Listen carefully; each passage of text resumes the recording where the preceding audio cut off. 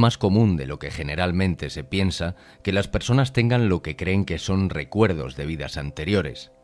En los mejores casos de esta naturaleza se pueden confirmar los recuerdos e identificar las encarnaciones anteriores.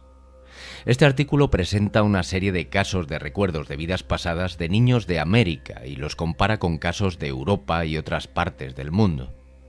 Los casos estadounidenses son similares a los casos europeos por tener intervalos relativamente largos entre vidas. Esto puede ayudar a explicar por qué hay relativamente pocos casos occidentales y por qué la mayoría de los que se conocen están menos desarrollados que los informados en los países de Asia y el Medio Oriente, más allá de la propia aceptación del término reencarnación. Este artículo describe a niños estadounidenses cuyos recuerdos de vidas pasadas anteriores han sido documentados en forma impresa. 3 de estos casos fueron informados antes de 1960, el resto por Stevenson y otros investigadores después de esa fecha. La atención se centra en los recuerdos espontáneos de los niños. Los casos de reencarnación comparten muchas características y patrones comunes. Las características comunes incluyen sueños que anuncian el renacimiento, marcas de nacimiento y otros rasgos físicos congénitos, rasgos de comportamiento y el propio recuerdo de una existencia previa. También se presentan en algunos casos los recuerdos del periodo intermedio entre vidas. Igualmente, algunos de los niños recuerdan haber vivido como un individuo del sexo opuesto. Además, la mayoría de las vidas recordadas terminaron poco antes de que comenzara la vida actual. Stevenson informó una mediana de solo 15 meses en una serie de 616 casos de niños, predominantemente de países de Asia y de Medio Oriente. Sin embargo, existen diferencias culturales en algunas variables, particularmente en la duración del entreacto y la frecuencia relativa de diferentes tipos de relación entre el sujeto del caso y la persona cuya vida se recuerda. Los contrastes más fuertes se dan entre los casos europeos y los casos asiáticos. La mayoría de los casos europeos son fenomenológica y evidencialmente más débiles que los casos asiáticos, y la fase entre vidas tiende a ser más larga. El investigador de la reencarnación, James Matlock, observa a nivel especulativo que los intervalos más largos en los casos occidentales permitirían que los espíritus de los difuntos se encontraran con sus seres queridos en el momento de su muerte, una expectativa occidental que no comparte el resto del mundo. Los intermedios más largos significan mayores diferencias entre la vida presente y la anterior, presentando menos pistas para su recuerdo y su verificación. El caso de Bobby Hodge es inusual, ya que Bobby no tenía recuerdos de vidas pasadas, aparte de ser un feto abortado. Pero sus recuerdos sobre ello, así como de los eventos del periodo intermedio, fueron interesantes. El periodo y el nacimiento fueron confirmados. El caso fue investigado de forma independiente por Jim Tucker y Carol Bauman. La primera palabra de Bobby fue primo y hablaba con frecuencia de querer vivir con sus primos de nuevo. El significado de esto comenzó a surgir cuando tenía 4 años. Una noche, después de su baño, le preguntó a su madre si recordaba cuando él y su hermano menor, Donald, habían estado juntos en su barriga. Ella respondió que no habían estado juntos nunca, pero él insistió en que sí, aunque no habían nacido. Poco a poco quedó claro que se refería a un aborto espontáneo que había sufrido su tía cuando estaba embarazada de mellizos, 7 años antes de su propio nacimiento. Bobby dijo que había tratado de volver con su tía, pero que encontró su útero ya ocupado. De hecho, se había quedado embarazada poco después del aborto espontáneo con uno de los primos de Bobby. Bobby acusó a Donald de causar el aborto espontáneo y exigió saber por qué, a lo que Donald se sacó el chupete de la boca y gritó: «Yo quería a papá». Bobby también describió correctamente la boda de sus padres, que había ocurrido mientras su madre estaba embarazada de él. Este otro caso fue investigado de forma independiente por Carol Bauman, Jim Tucker, junto con Ian Stevenson.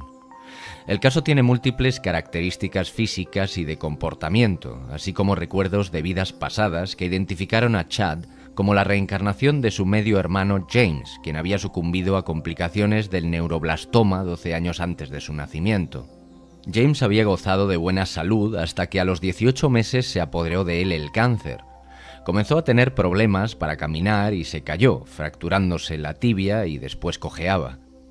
El neuroblastoma fue confirmado por una autopsia tomada de una hinchazón en el cuero cabelludo por encima de la oreja derecha. Su ojo izquierdo sobresalía. Como tenía problemas para comer, los médicos le colocaron un tubo intravenoso en la garganta y le dejaron una cicatriz lineal en el lado derecho del cuello. En el momento de su muerte, 7 meses después, James estaba ciego del ojo izquierdo y sus rasgos faciales estaban distorsionados. Chad nació ciego del ojo izquierdo y su rostro era asimétrico. Tenía una marca de nacimiento lineal que se asemejaba a una cicatriz quirúrgica en el cuello. También tenía un quiste en el lado derecho de la cabeza, detrás de la oreja, en el lugar donde le habían hecho la biopsia a James. Cuando Chad comenzó a caminar, cojeaba, aunque no se pudo encontrar una razón física para ello. Comenzando cuando tenía unos 4 años y medio, relató muchos recuerdos de James. Dio una descripción precisa del piso en el que había vivido como James y quería volver allí para jugar con los juguetes anteriores. Describió con precisión la biopsia en el cuero cabelludo de James y recordó que no podía beber sin vomitar. Identificó una foto de James como una de él mismo. Su madre y otras personas que le conocían notaron que Chad tenía una personalidad muy similar. Su madre siguió el consejo de Bowman de reconocer su vínculo con James, después de lo cual Chad desarrolló algo de visión en su ojo izquierdo. A los 6 años comenzó a hablar menos sobre sus recuerdos y se conectó más con su vida presente. Este es el caso de Peter. 20 años antes de que Peter naciera, su familia sufrió una gran tragedia. Una noche, su perro los despertó con un fuerte ladrido y descubrieron que su casa estaba en llamas. Toda la familia pudo escapar, excepto un niño, Gary. Su padre regresó a la casa para rescatarle, pero ambos quedaron atrapados y perecieron entre las llamas. Este evento fue tan traumático que nunca se habló de él en la familia hasta que llegó Peter. Pero tenía recuerdos claros del evento, expresados tanto en los terrores nocturnos como en las historias que le contaba a su madre. Su madre, que era la hermana menor de Gary, era demasiado pequeña en el momento del incendio como para recordar muchos de los detalles que Peter relató, pero los confirmó con su madre y sus hermanos mayores. Peter formó un fuerte vínculo con su abuela y con el tiempo llegó a compartir más de sus recuerdos con ella que con su propia madre. Cuando se le mostró una foto de la familia, escogió correctamente a Gary. Tenía una fobia intensa al fuego y a cualquier cosa relacionada con ello, como cerillas y encendedores en general. Vamos ahora con el caso de Sam Taylor. Sam Taylor nació 1 año y medio después de la muerte de su abuelo paterno. Cuando tenía 18 meses, le dijo a su padre que cuando él tenía su edad y su padre era un bebé, le había cambiado los pañales. Posteriormente, Sam dijo muchas cosas que revelaron su identificación con su abuelo y un extraño conocimiento de su vida. Era excepcionalmente bueno respondiendo las preguntas de su madre sobre los recuerdos. Cuando ella le preguntó sobre lo que su abuela le daba para beber, él respondía correctamente que eran batidos, producidos en un procesador de alimentos en lugar de una licuadora, y le señaló la máquina de su madre. En respuesta a la pregunta de su madre sobre si tenía hermanos, él mismo dijo: «Sí, tuve una hermana. Se convirtió en pez». Esto es interesante, ya que la hermana del abuelo de Sam había sido asesinada 60 años antes y su cuerpo fue arrojado a una bahía cercana. Sam también habló de haber visto a su tío Phil en el cielo antes de nacer de nuevo. Jim Tucker investigó este otro caso y escribió sobre él 2 veces, primero en un artículo de revista con las iniciales del nombre del sujeto y luego en un libro bajo el nombre de William. Este último se emplea en el siguiente resumen. William recordó haber sido su abuelo materno, John, quien tuvo una carrera en la policía. Después de que una lesión forzara su retiro, fue contratado como oficial de seguridad en un banco. Un día, después del trabajo, fue a una tienda de electrónica, donde descubrió que se estaba produciendo un atraco. Apuntó con su revólver al ladrón que estaba en la caja registradora, pero no sabía que tenía cómplices en otras partes del edificio. John recibió 6 disparos en la espalda. Las balas penetraron sus pulmones y su corazón. Fue trasladado de urgencia al hospital, pero al final ni siquiera pudo sobrevivir. William nació 5 años después de una de las hijas de John. Tenía extensos problemas congénitos en el corazón y los pulmones, compatibles con las lesiones de John. Entre sus varias marcas de nacimiento había una en el cuello debajo de la oreja izquierda, en el área del hematoma en el cuello de John citado en el informe de la autopsia. A medida que William crecía, su familia notó rasgos de personalidad que recordaban a John. William compartía la afición por la lectura y cuando visitaba la casa de su abuela pasaba horas mirando libros en el estudio que era de John. Asimismo, también tenía destreza a la hora de ensamblar elementos. A menudo hablaba de cómo había muerto en su vida pasada, describiendo correctamente el evento. Una vez le preguntó a su madre sobre el nombre de uno de los gatos de John. Ella dijo: ¿quieres decir maníaco? Y respondió William: no, ese no, el blanco, Boston. Solía llamarlo jefe, ¿verdad? Precisamente estaba empleando el apodo que John, pero ningún otro miembro de la familia, había usado para el gato. En respuesta a una foto de su madre estando embarazada de él, también le dijo que ella se sujetaba el abdomen mientras subía corriendo las escaleras de su casa. Cuando ella le preguntó cómo sabía eso, él dijo que la observaba desde fuera. En este otro caso, Carol Bowman investigó este regreso de una mujer como su bisnieta, 7 años después de su muerte. La madre de Dee y su abuela tenían una relación conflictiva. Después de la muerte de su abuela, la madre de Dee soñó varias veces con ella, pero siempre parecía alejarse. Luego, cuando quedó embarazada de Dee, comenzó a soñar con la mujer que venía hacia ella. Cuando tenía alrededor de 7 meses de embarazo, comenzó a sentir una presencia. Cuando abrazó a Dee por primera vez, se sintió abrumada por una sensación de familiaridad. Aún así, la reencarnación estaba tan lejos de sus expectativas que no le dio crédito. Sin embargo, cuando Dee cumplió los 2 años, comenzó a comportarse cada vez más como su bisabuela y a reconocer lugares y personas que su propia bisabuela había conocido. Cuando una amiga le regaló 3 gatos, los llamó Jenny, Leila y Lester, que su madre encontró más tarde en una genealogía familiar. Jenny y Leila eran las hermanas de la bisabuela de Dee y Lester era su hermano. En este punto, la madre de Dee ya no podía ignorar que había probablemente una relación directa entre ambas.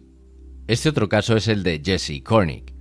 Él recordó ser su hermanastro, Brent, quien murió en un accidente automovilístico 3 años antes de su nacimiento. La cabeza de Brent había golpeado la parte superior del volante y el impacto lo dejó inconsciente. De vez en cuando, después de su muerte, su madre había sentido su presencia alrededor. Cuando tenía 7 meses de embarazo, soñó con él. Estaban en un gran espacio abierto y Brent caminaba hacia ella junto con un niño pequeño. Cuando se acercaron a ella, Brent señaló al niño y dijo: «Mamá, esto es para ti». Entonces Brent se fue y ella despertó. Jessie nació por cesárea, con una gran marca de nacimiento color fresa que cubría la mayor parte de su frente. Se veía exactamente como Brent a la misma edad, aunque sus padres eran diferentes y no se parecían físicamente entre sí. Cuando Jessie empezó a hablar, la identificación con Brent se hizo aún más clara. Señaló una foto de Brent y declaró: «¡Hey, ese soy yo!». Conocía el camino a través de su vecindario y condujo a su madre de regreso al departamento en el que ella y Brent habían vivido. Al igual que él, le encantaba jugar con pelotas y usar sombreros, y recordó un incidente de la vida de Brent, cuando su hermano menor casi provocó un incendio en su apartamento. Este penúltimo caso es el de Katie. La abuela de Katie tenía problemas de conducta con sus hijos, pero antes de su repentina muerte, las dos se reconciliaron y se hicieron cercanas. Luego apareció en los sueños de la madre de Katie, pero estos sueños cesaron cuando la madre quedó embarazada. Desafortunadamente, el padre del bebé no era su esposo y ella decidió no tenerlo. Sin embargo, antes de que pudiera llevar a cabo este plan, ocurrió un incidente que la disuadió de hacerlo. Un hombre llamado Tom, un compañero de trabajo del padre del bebé, se había mantenido despierto toda la noche por el sonido de un llanto que no sabía de dónde provenía. Lo había perturbado porque pensó que significaba que un bebé en algún lugar estaba angustiado. La madre de Katie y su pareja se apresuraron a establecer la conexión. La madre finalmente no interrumpió el embarazo, se divorció de su esposo y se casó con el padre del bebé. Tan pronto como Katie pudo formar oraciones completas, le preguntaba a su madre: «¿Recuerdas cuando yo era tu mami?». Al principio su madre no se lo tomó en serio, pero cuando Katie lo repitió poco antes de cumplir 3 años, decidió seguirle el juego y le preguntó cómo se había llamado. Dijo: «Solían llamarme Blondie». Este había sido el apodo de su abuela cuando era pequeña, pero no la habían llamado así durante muchos años antes de su muerte. Katie le dijo a su madre varias cosas que sugerían que estaba al tanto de las dificultades que habían experimentado cuando se invirtió su relación madre-hija, pero lo que más asombró a su madre es que se refirió a Tom por su nombre y le dijo en voz baja: me salvó la vida una vez. Este último caso es el más antiguo de la lista. Se informó por primera vez a un periódico, el Milwaukee Sentinel, el 25 de septiembre de 1892, y Ralph Shirley lo resumió en su libro El problema del Renacimiento. El padre de Nellie escribió al periódico para hablar de su hija, quien insistió en que se la llamara María, el nombre de otra hija a quien había perdido en la primera infancia, 3 años antes del nacimiento de Nellie. Cuando María estaba viva, la familia residía en Effingham, Illinois, de donde se habían mudado. Cuando Nellie tenía 9 años, su padre necesitaba regresar a Effingham y la llevó con él. Una vez allí, Nellie reconoció la casa en la que había vivido María y también a varias personas que conocía. Le pidió a su padre que la llevara a la escuela a la que solía asistir. Una vez allí, caminó directa hasta el escritorio que había sido de María diciendo: «Aquí es donde yo solía sentarme».